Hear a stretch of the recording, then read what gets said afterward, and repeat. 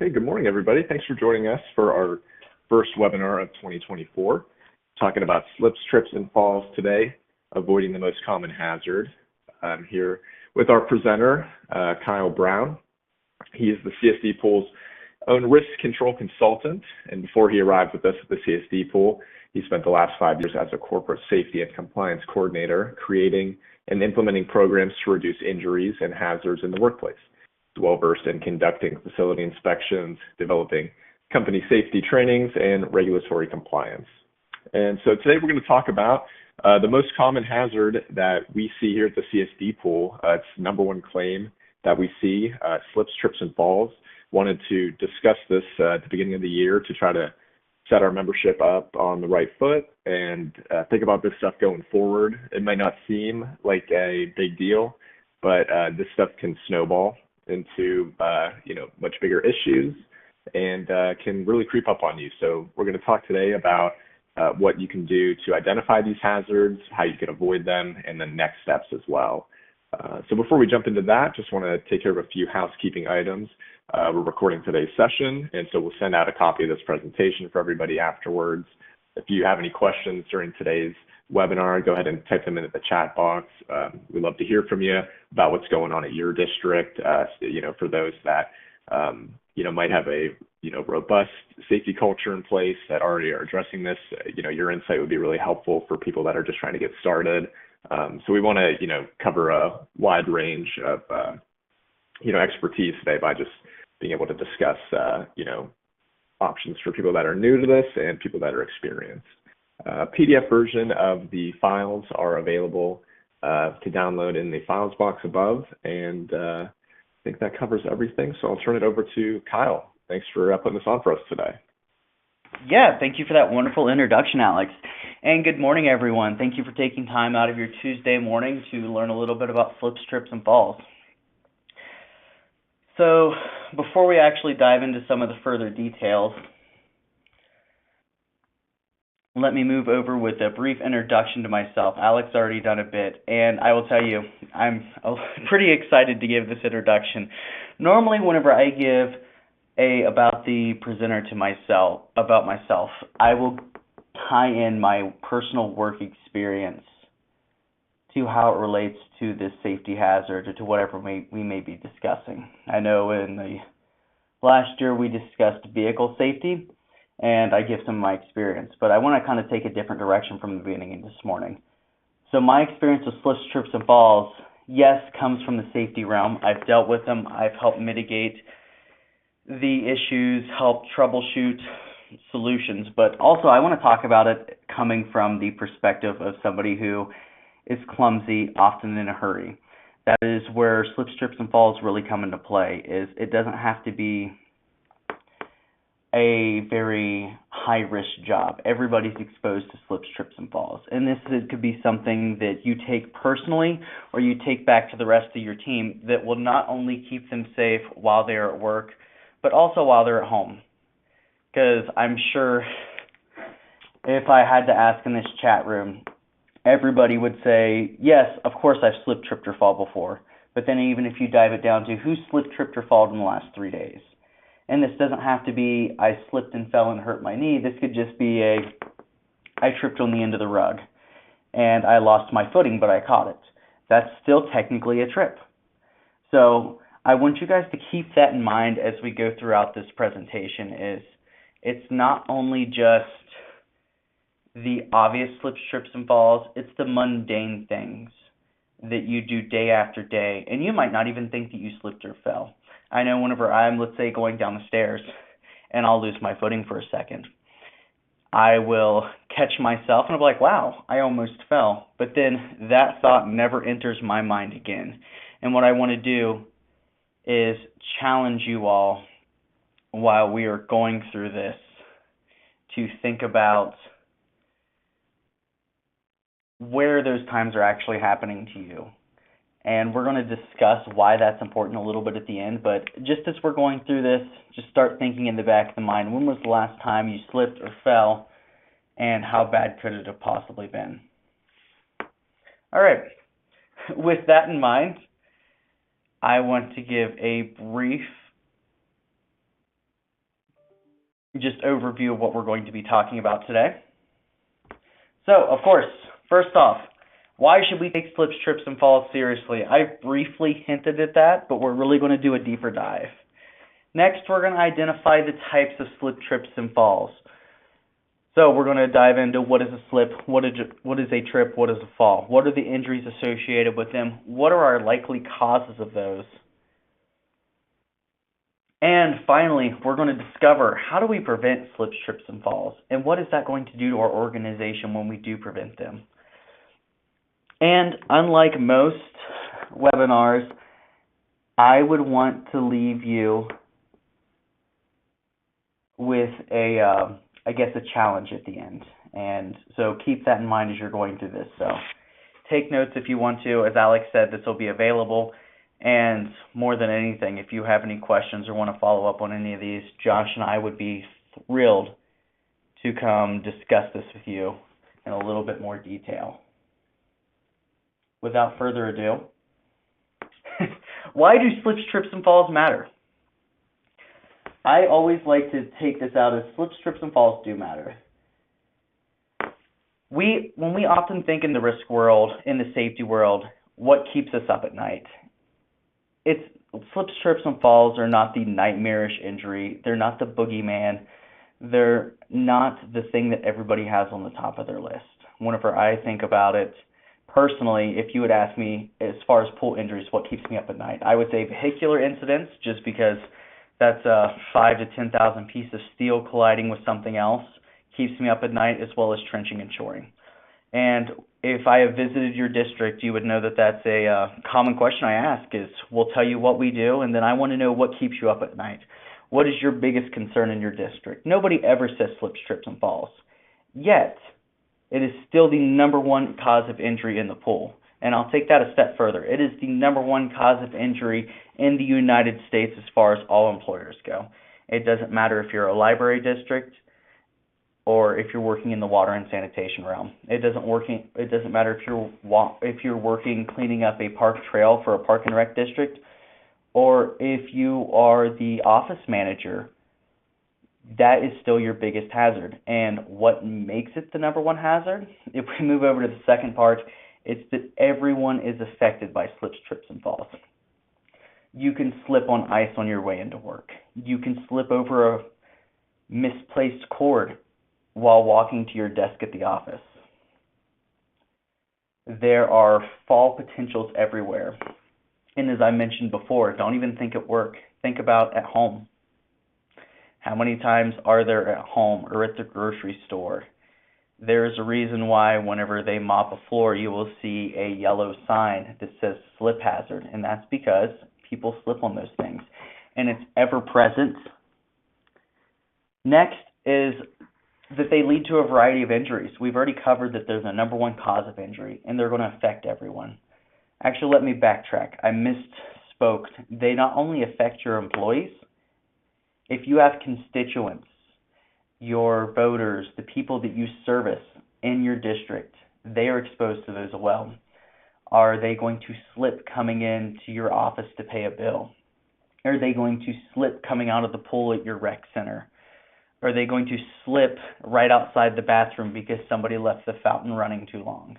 These are ever-changing, ever-present hazards that we always have to be aware of. And what I really want us to do today is we're not going to conquer the world and solve every slip, trip, and fall hazard, but I just want us to leave with the mindset of being a little bit more observant and trying to see some of these issues before they lead to those injuries and the variety of injuries they can lead to. Of course, 90% of the time you slip or trip or something, you're going to catch your footing, or you're barely going to fall and you're going to scrape your knee. And you're going to get up and go about the rest of your day, like I said before, and nobody's ever going to think twice about it. But I do know of a couple fatalities that I will talk about in some further slides that came from slips, trips, and falls, and some severe injuries that seem like they were from pretty mundane experiences, but just because it doesn't seem like it's the big scary thing, there's still that potential there, and we're going to talk about that a little bit more. All right, I do want to start this by covering, okay, some of the actual numbers with slips, trips, and falls. And yes, these are all numbers that are provided by either the CDC or OSHA. So it is the top cause of loss nationally. This means at a national level, it doesn't matter, again, if you work in the mining and quarrying industry or if you're a telecaller, it's still your biggest hazard. So on average, they cost about $70 billion per year. That is $70 billion across the U.S. per year just in slips, trips, and falls. That's in medical costs, lost time. But I will say that $70 billion doesn't include the further down the road costs, such as training your replacement, loss of morale. So keep that in mind too, because if we can cut down these injuries, you're not just going to save money at the end of the day. You're going to be able to improve the overall morale of your district. You're going to be able to improve productivity, and it's really just going to be beneficial all around the board. So another big number here is that's an average of 40,000 per incident. As I mentioned, most of your incidents are not going to lead to much, but how many people here have slipped and fallen on something? And it's almost like our immediate reaction is to want to hold out our hands and catch ourselves. Well, what does that do? Potential for a broken wrist, potential for a torn rotator cuff, and that's where these get really expensive and really deadly. Some other statistics I wanted to throw out. In 2021, OSHA estimated that around 850 fatalities were caused by slips, trips, and falls. That is around 37% of the total fatalities in work-related incidents. And also, according to OSHA, they represent somewhere around 28% of all injuries in the workforce. So think about that for a second. If you had the potential to take your district's injury number and cut it by a fourth, what would that do to your bottom line? What would that do to your worker morale? Just in the U.S. alone in 2020, there was an estimated 1.1 million injuries that involved a slip, trip, or fall. And 22% of those injuries resulted in 31 plus work days. So that means 22% of those 1.1 million injuries, the people's injuries were severe enough to where they were off work for over a month. And here's the last number I want to give you to keep in mind. Slips, trips, and falls are one of those injuries that are 100% preventable. And we're going to dive a little bit more into this when we talk about the causes, but just keep that in mind. Think about some of the times that you have slipped or tripped. It's often 100% preventable. Did you forget to tie your shoes? Did somebody leave some trash in the middle of the walkway? Those are very easy fixes to prevent these injuries. All right. So now we're going to dive into some pool-specific data. We are doing a little bit better than nationally, but still, these are large numbers just coming from slips, trips, and falls. So it is obviously the top cause of loss in the pool. I actually ran these numbers just for this webinar. So since 2012, so about 12 years, slips, trips, and falls have cost the pool, aka all of us, over $20 million. So we've paid out $20 million in work comp claims just for slips, trips, and falls. I see that and I'm baffled. Our average cost per incident is somewhere around $14,000, which means that we're having more incidents, but they're typically less severe than the national average. So that's always good to see, but we can always do better. And I want you to take a look at the graph. We see 18% of all of our injuries come from slips, trips, and falls. So out of the thousands and thousands of injuries we process, 1 in 5 come from a slip, trip, and fall. If we could take that number down to even 1 in 10, imagine what it would do for us. Lower rates, lower injuries, less people have had their quality of life disrupted due to a workplace injury. All right, now that we've talked about why it's important, the numbers to back it up, let's talk about each one of these individual. We're going to start, of course, with the slip. So what is a slip? From its basic definition, it's a loss of footing on the same level. It's usually caused by lack of friction. By that we mean something that's going to cause your shoes, your feet to lose the grip that they have on the ground. And when you're injured by a slip, they often lead to additional injuries, such as your wrist or your back, and that's from trying to catch yourself, trying to twist to stop from falling. And they can be caused by a number of things. I want to go through each one of these a little individually, and I'm sure that it can resonate with each and every one of us that is something that we are exposed to at our district. So, a spill.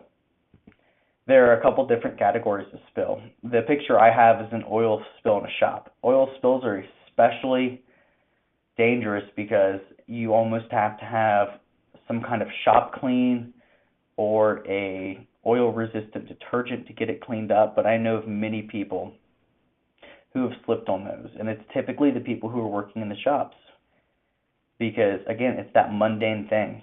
You walk around that oil spill 15 times, but maybe on the 16th time you're in a little bit more of a hurry than you were the first 15, and you cut it a little closer than you should, and then you slip. Now, it doesn't always have to be something scary like oil or something less. It could be something much less common. I mentioned the example earlier of a water fountain, we'll say at a public library.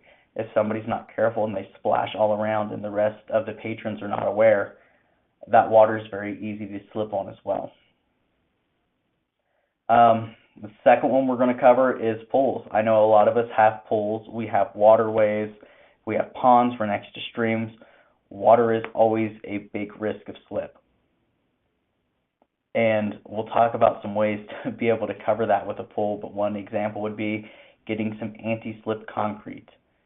Pools are one of those really interesting areas because I'm not sure if most people know this, but that's where you can still be held liable for some injury from a patron if it's on a pool. And everybody coming in and out, that's a big hazard. But I would say from my experience with pools, it's not always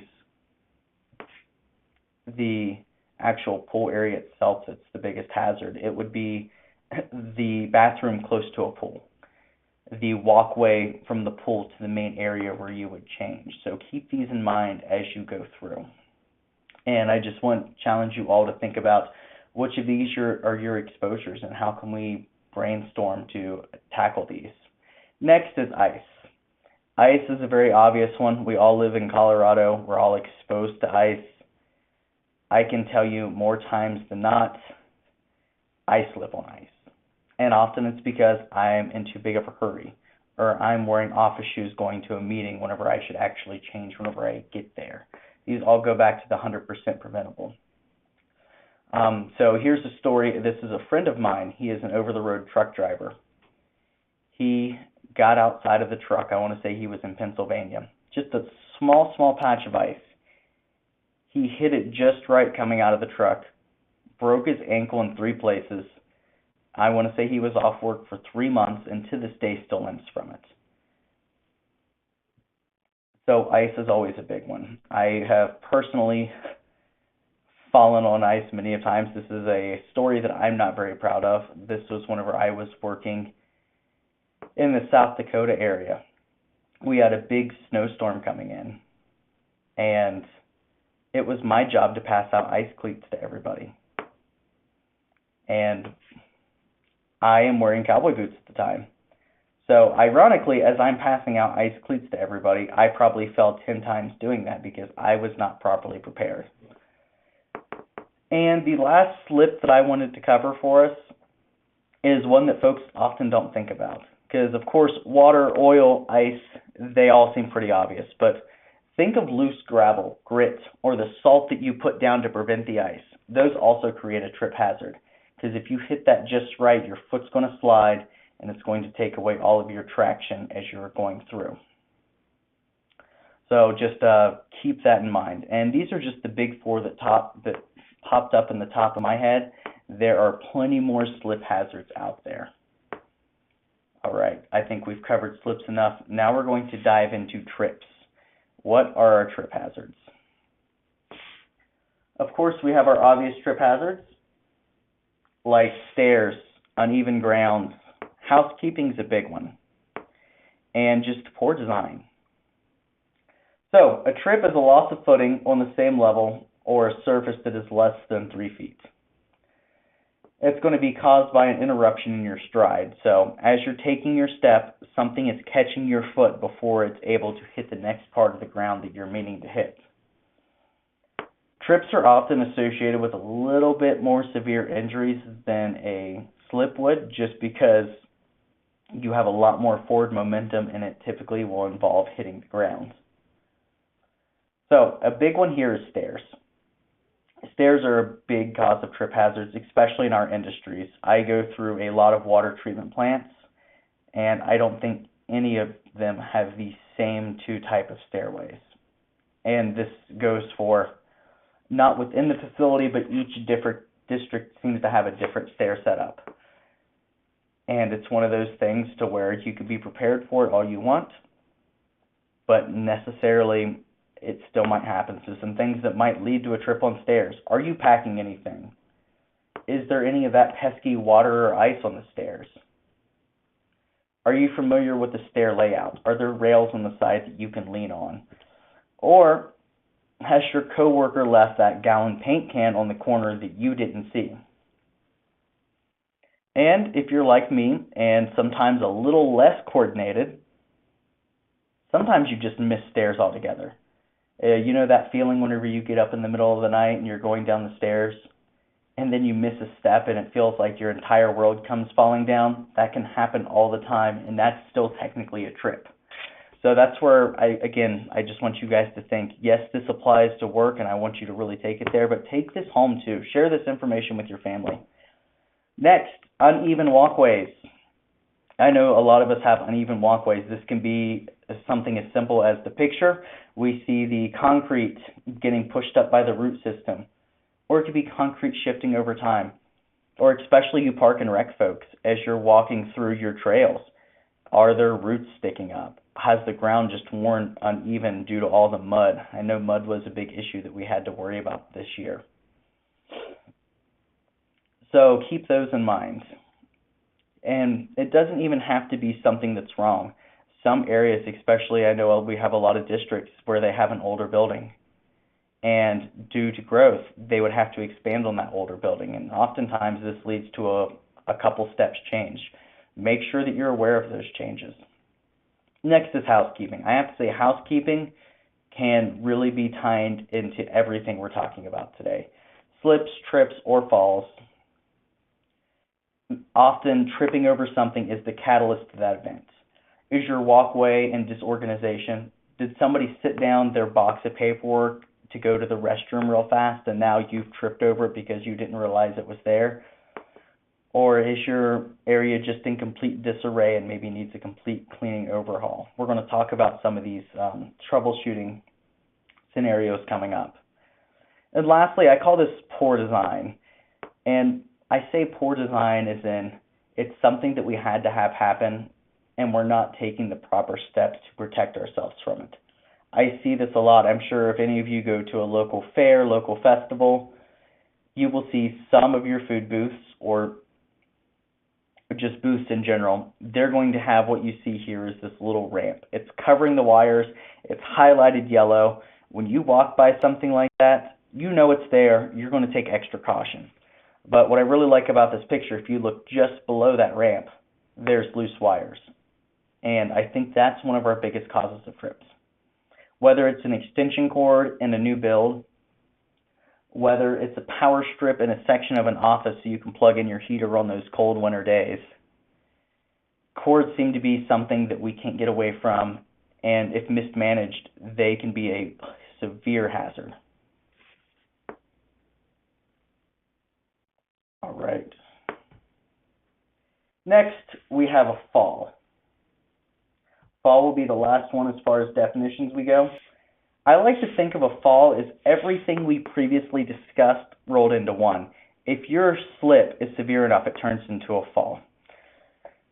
If your trip is severe enough, it turns into a fall. So where do falls take place? They typically take place on roofs, ladders, trucks, scaffoldings. And again, it's something that we are doing every day. The roofer that falls off the roof, it's not typically because it's his first day. It's because he's worked there for 10 years and decided not to fall off, not tie off that day. Scaffolding. I don't think many of us here actually work with scaffolding, but I would venture to say that some of our folks, especially our maintenance teams, use scaffolding. If scaffolding is not properly installed, not properly inspected, you can see in the picture there, not properly maintained, you could fall whatever the distance is. And falls are typically more deadly because we associate them with a height. I would say 6 foot and above is what we associate a fall with. So going back to thinking about our mundane falls, when we fall from ground level and we bump our elbow, that hurts. Now you put 6 foot of force and the gravity pushing you down, that's going to be a lot more severe.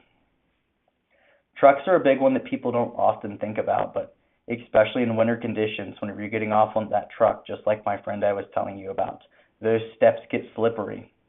We often don't think about using 3 points of contact because we just want to get out of the truck and get our day going, or we have to go check something behind it. But we see a lot of falls coming from trucks because I know a lot of us have have plow drivers. So not only are we putting them in a truck, we're putting them in a truck in sometimes some of the iciest, slipperiest conditions as possible. So extra care really has to be given there. And ladders are a big one. It's another one of those things, just like you can't get away from slips, trips, and falls, it seems like we can't get away from ladders. Now, this doesn't have to be a 20-foot ladder to where you're changing a light in a vaulted ceiling. This could be a 3-step ladder that you use to get the extra stack of paper off the cabinet. We're all exposed to ladders. And since we're all exposed to them, we often become complacent. And we're going to talk about that in the very next slide. All right, so what are the causes of slips, trips, and falls? I'm going to go through some of these smaller ones first, and then I want to kind of tie them all together. So first off is weather. We've already talked about this. Weather covering ice, fog. I know sometimes it seems like you get on certain sections of the road and you can't see 3 feet in front of you.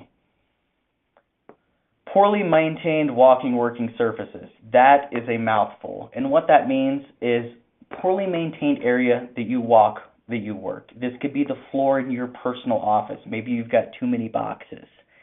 This could be the floor in the storage room.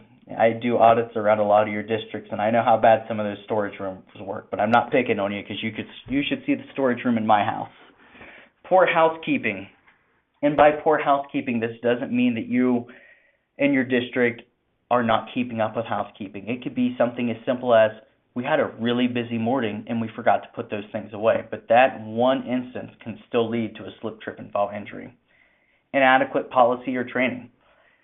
This goes back to it's not the boogeyman injury that everybody thinks about. So when you're onboarding, when you're training that new employee, are you teaching them about the hazards of slips, trips, and falls? Do they know the obvious things that they should be looking out for? Inadequate gear. I see this one quite a bit.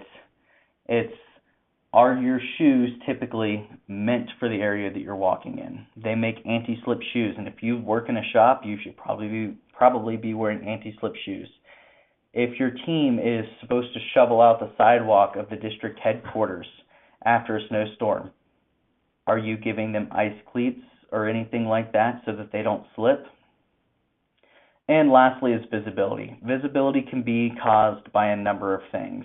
Anything leading from I'm carrying too many things and can't actually see the area I'm walking in front of, to heavy fog, heavy rain, especially a snowstorm with high winds. That can make it almost impossible to see. But what I really want to wrap all these up to, and again, I'm not picking on you guys, I'm challenging us all. I am one of the biggest culprits of this is complacency.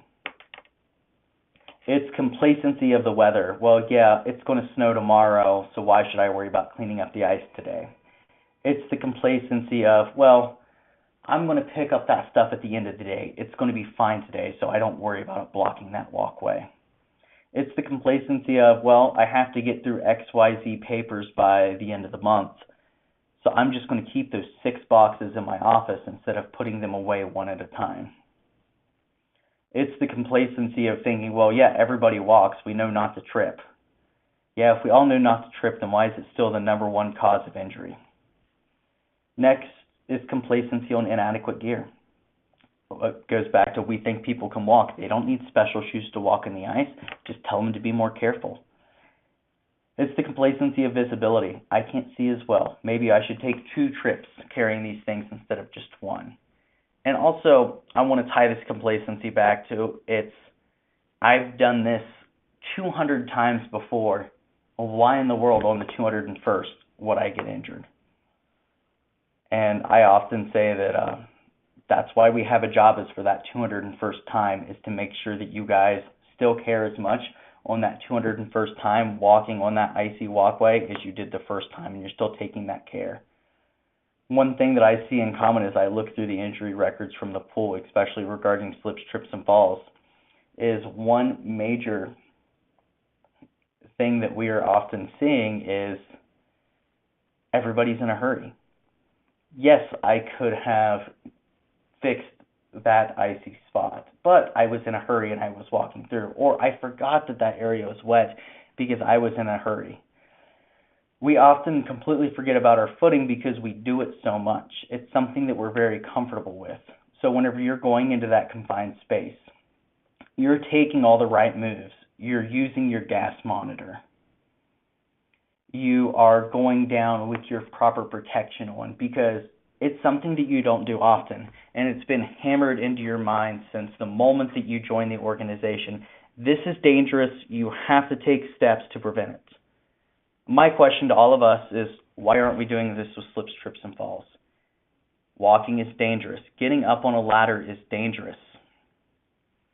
Going back to the ladder for a second, I know of a guy, this is on the more extreme side I'll give you, but he was a auto mechanic, owned his own shop, and he would take probably once a week and change the lettering up on his sign. He had to do that manually with a ladder. Well, one day he fell off. It wasn't a crazy high ladder. He was probably only 8 feet off the ground, but he fractured his arm. Long story short, from the time that it took them to get him to the hospital, get him prepped for surgery, that arm fracture developed a clot, and he actually passed away from it.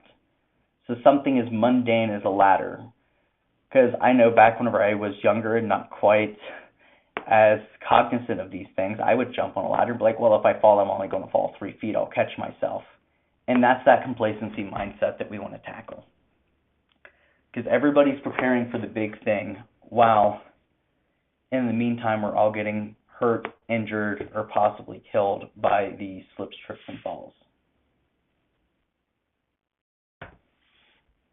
So, prevention tips. We definitely talked about what are slips, trips, and falls, what are the causes, and why does it matter to us? So, I think that we've definitely hammered it into your guys' heads that slips, trips, and falls should be taken seriously. So, what are some prevention tips? Number 1, training. Josh and I do a training on slips, trips, and falls. We talk about some of the biggest hazards, what to look for, best practices to prevent those. And I think it's a great training. We've recently redone it. We'd be happy to give it to anybody. But mainly what I want to hammer in here is training doesn't have to be a traditional, you stand there in front of a PowerPoint. Maybe you take your team once a year and you walk around and look at some of the slips, trips, and falls. And you say, well, if you tripped on this, how would you correct it? Or why did you trip on this? Why was this out here? So not only train them how to prevent it, slip, trip, and falls, such as walking carefully, but train them to take away those hazards as they see them. I was actually working with somebody from one of our districts, and she had an amazing idea. If you're ever standing there and you're thinking about slips, trips, and falls, go through and practice. Try to emulate what that fall would be like, what your body movement would be like. For one, just to see how jarring it can be, and 2, if you slowly practice those things, you're going to get better at getting your footing, so you're more likely to correct yourself instead of falling completely. Next is a risk assessment. This kind of goes back to the idea of walking around the district as a team, but I want to take it a step further. Walk around the district as a team. Take your safety committee or task your safety committee with it. Take some of your administrators or people who have been injured and go through and walk with the fine-tooth comb and say, could I slip or trip or fall on this? And if you can, what do we do to prevent this? We'll go back to the wire example. Do we buy those ramps for wires? Or do we just leave them out because it's not worth the hassle? And another thing too, call us out for the risk assessment. We'd be more than happy to help you guys out with that. And not only doing a once a year, once every 5-year risk assessment, do a routine inspection. I say this going back to our first slide. They are ever present and they are ever changing.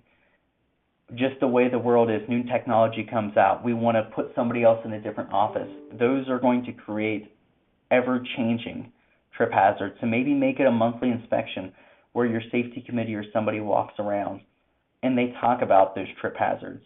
And then you can also tell if you have people in your organization who are not taking it seriously, and maybe they need to go through a little bit of extra training.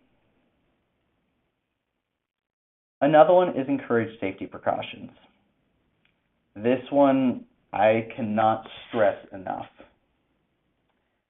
Encourage your teammates that you would rather them take an extra 5 minutes to get a job done than to rush through and slip on that ice. You would rather them be 10 minutes later getting out the door and to have cleaned off that sidewalk so that the rest of the team can safely enter the building. Encourage them if they're going up on a ladder that they don't necessarily feel safe about, to have the empowerment to stop that work and maybe rethink some things. And lastly is develop a maintenance routine. This goes especially for some of those icy walkways, shop areas. And yes, maintenance could even include something like maintaining a clean workplace, maintaining that storage room where stuff's just going to fall down on people and create those trip hazards. Really, you just want to keep slips, trips, and falls at the forefront of your minds. I know we have a lot of other things on our mind, but it's really easy once you get it in that mindset to know that I almost tripped over that cord. That's a trip hazard. And encourage your teammates to write those down too. And that leads me into my next slide. And this one is specific to slips, trips, and falls. It's also specific to almost everything that we will encounter in the industry. If you see something, say something. We're going to go back to that incident of slipping on a cord. So let's say we work in an office of a district. There's a cord that's spread across the floor that everybody knows that's been there. It's the cord to the printer because there's no outlet on that side of the building. You know that it's there. Everybody knows that it's there. You step over it 10 times a day, as does everybody else. What we have here is it's a pyramid of injuries, and what it's showing is that for every near miss, there leads to X amount of injuries, and that leads to severe injuries and even fatalities. And I'm going to put this in the narrative that goes right along the lines of our cord. So we have that cord in our office to the printer.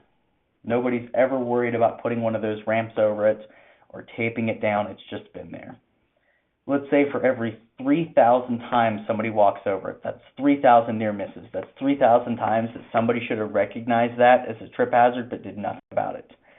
So for every 3,000 times that those walks take place, 300 individuals are going to trip on that cord.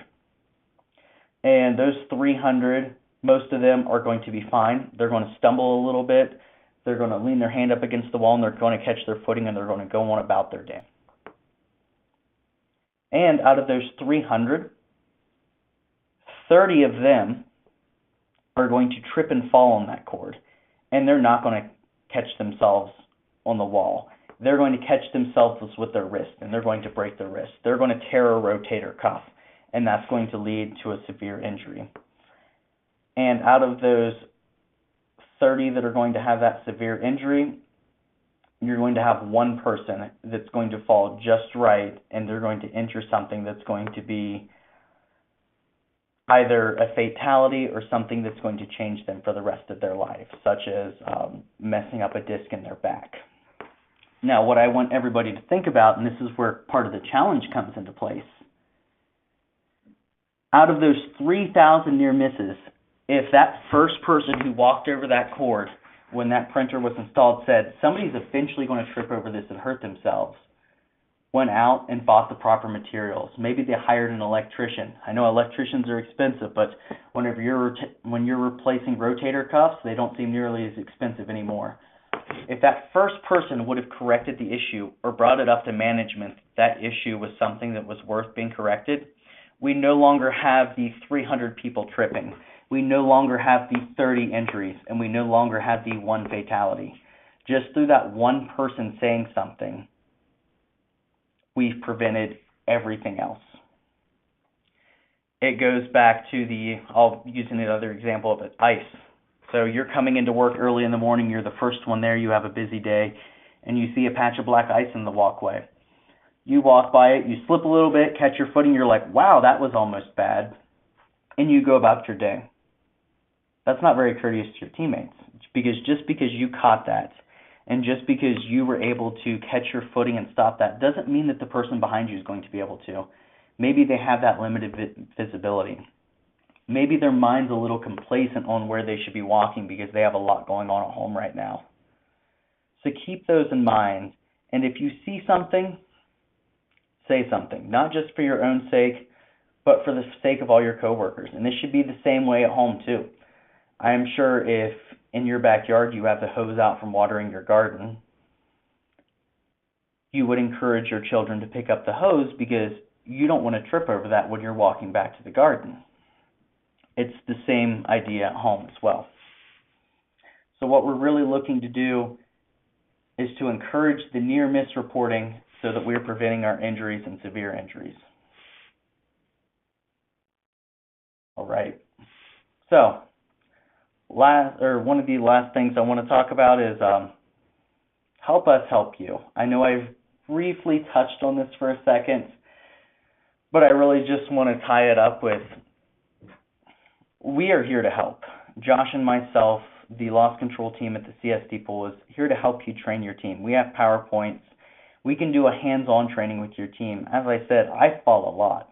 I have almost an expert level of experience with the amount that I fall, so I'm going to be able to help you prevent some of those falls as well. And you don't have to use us for training. Maybe it's something you guys develop in-house that's very specific to what you're doing. Just train your team. Make sure that they know that you care about the slips, trips, and falls. Walk through your facility. Do it daily. Back whenever I used to be the sole safety person for a concrete plant, I would start every day and every lunch day, and right before I went home, I'd do about a 40-minute walk throughout the facility, and I would look for slips, trips, and fall hazards. Because again, if 20% of your injuries are coming from slips, trips, and falls, and you cut that number in half, you've done wonders to your bottom line. You've done wonders to the morale of your team. And don't just walk through your facilities looking by yourself. Talk to your folks. Just be like, hey, I've noticed this cord's here. Do you have anything else like this that concerns you? Because you're not going to know it walking just by yourself. You've got to actually interact with the people who are there every day because they're going to be able to see it from angles that you don't. Brainstorm solutions. This is where we really like to think that we would be of great benefit because, again, it's a mundane thing. It's something we see every day. Well, we don't know what to do with these cords. The roof always leaks. There's always going to be 50 different things that cause slips, trips, and fall hazards. So it's something that we're going to have to be on the forefront of. And sometimes those solutions are not going to be as simple as putting in a cord ramp. Sometimes we need to put our minds together and go back and forth. And next is provide resources. Take some of the examples that I told you today about real slip, trip, and fall injuries and share those with your teammates so that they know why they are an issue. We provide resources to help you do this too. I can tell you these experience. We can provide resources such as safety grant funds to help you guys budget in to get some items that would prevent slips, trips, or falls. and we're also going to just give you our expertise and ideas, because typically what you guys are seeing as a slip, trip, and fall issue, we've seen at least 15 other districts with the same thing, and we're going to be able to provide that experience. And if we don't know what to do, we're going to reach out to somebody that has a situation similar to you. Our whole goal is that we are identifying these issues and we are mitigating them. So, lastly, taking the next step. I want you to ask these questions yourself right now. What is your greatest risk for slips, trips, and falls? And if you think about it and you're not exactly sure, call us out, give us a phone call, and we'll have a discussion together, and we can actually help hammer that down, because we're going to have the injury data that shows you where your actual slips, trips, and falls are coming from. Next, we know what our greatest risk of slips, trips, and falls are from. Now, what do we do to reduce those risks? Do we buy ice melt? Do we hire a third party to clean the ice out of the walkway before everybody comes in? What do we do to do those? Do we enforce a zero tolerance policy of housekeeping, making sure everybody goes through and cleans at the end of each day, at the beginning of each day? These, again, are really mundane things that could make the difference between somebody's quality of life. And then I want you to think, too, how much is my district spending on a year in the last 5 years on slips, trips, and falls? And what would happen if we cut that by 20%? If we cut an injury that's typically 30 to 40% of our injuries, and we cut that by 20%, what does that look like for our bottom line? How much do we save in deductibles? What's that going to do to our EMOD over the course of the next 5 years? So think about those things. And these are numbers that we can help brainstorm with you. Because the biggest thing I want to leave you guys with is you're not alone in this. We are here to help you guys. We are happy to help you guys. Not only thinking with the 20% reduction from the financial standpoint, but what's it going to do to your workforce? If you have your team who is constantly tripping over boxes, tripping over cords, tripping over rubbish, what is it going to do to them if they're no longer worried about that slip, trip, and fall? They're no longer seeing their coworker go to the emergency room for a shoulder surgery because he tripped over a piece of metal that should have been picked up a week ago. That's going to improve morale. It's going to improve productivity, because I don't know about everybody else, but I'm a lot more productive whenever I'm not tripping over things. And also, as you're thinking about these, of course, call us out, because we will give that free consultation. We will give you that information. But also, are you utilizing some of our CSD pool memberships? Are you utilizing Vector EHS to help you track some of those near misses? Anybody who's had Josh and I out know that we talk about Vector EHS as a platform that can be used to track and trend incidents. It's going to show you where your data is coming from. But I'm not sure if everybody's aware, it's not just for injuries. You can use it for near misses. So let's go back to that printer cord that we've been talking about so lovingly. If everybody has access on their phone, when they see that cord, they can snap a picture and put it into the system on Vector EHS. Management or whoever it may be can look at that, assign it to somebody, and make sure that it's corrected. So you have a way to track those near misses.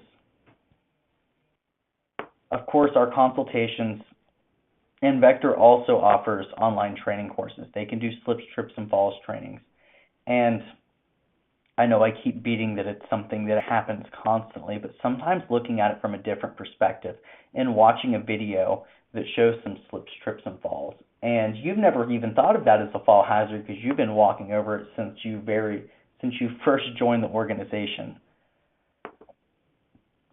Just getting that third-party perspective can make all the difference in the world. So if you've seen this and it's stirred up some curiosity, it makes you want to take it a step further. Maybe you want to have us out for a consultation. You want to have us out for a training. You just want us to walk through the facility with you and see what we see. We would be more than happy to do that. So shoot us an email at safety.csdpoolorg.com, and we'd be more than happy to come out and see you guys. We want to learn about your districts And we're never going to come in from a mindset that we're here to beat you guys up.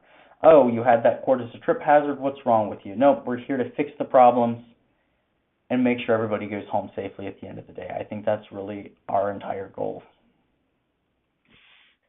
And with that, does anybody have any questions, thoughts, or concerns? All right, we'll pause here for a second. Kyle, while we field any questions, go ahead and type those into the chat box. I will pop back onto the last slide here. Those links are clickable on the slide in case anybody's interested in learning more about some of the programs and services that we provide our membership. Specifically, this year we're offering the setup for Vector EHS, which is the incident management software, first year free for members. And so that's a really good service that we're providing at a discounted rate beyond the first year. Go ahead and click that if you'd like to learn some more about that. Beyond that, as Kyle mentioned, our safety team is available for trainings, come out and do facility inspections, fall protection training as well, which would apply to what we're talking about today. That's pretty major. If you don't have time for, the setup that some of our programs or services take, or you don't have time in your schedule to have our team come out, we have Vector Solutions online training platform available as well. It's free to members across the board, and it has a lot of courses in there available for slips, trips, and falls, among thousands of other courses. And so you can take those as well, and that also can lead to discounts off of your liability premium as well. So there's a lot of information if you click through those links to our website, browse those around, and check out what works. If you have questions, you can email Kyle, safety@CSDPol. Also email us at our administrative email address, info@csdpol.org. We're happy to answer any questions you have on today's presentation or any of these services that we offer. Anything you want to leave us with, Kyle, today? I think we're not getting any questions come through, but we do appreciate everybody being here today and hanging out with us for our first webinar of the year. Yeah, I just really want to go back to those two slides, the points there. You don't have to change it, Alex, but I want to challenge you all to see what percentage of your injuries are coming from slips, trips, and falls. What are the causes? And look on getting those down by 20%. Because 20% often means thousands of dollars. 20% less means 20% less of your employees being injured. If you could look and say, well, I'm injuring 1 in 10 employees every year, wouldn't it be really nice to say that you're injuring 1 in 15 instead? So just keep that in mind. See where your slips, trips, and falls are, and just be extra mindful as you're walking throughout the facility. And not only watch out for your own safety, watch out for the person behind you and the rest of your team. All right, fantastic. Kyle, thanks for putting this on today. This was a really excellent, informative, kind of a sleeper in terms of claims and risks, but obviously, number one, it's pretty major. So I just want to thank you for taking the time to put this on for us. And thanks everybody for being here today as well. And next month we'll be back in February. We're going to kind of go into a different area of expertise. We're going to talk about the role of subrogation in workers' compensation. So if you're somebody on the call that has a hand in that, you can click on the link in the chat box, sign up for that, and we will see you next month, hopefully. Kyle, thanks again. Awesome. Thanks, everybody. Have a great day. Thank you.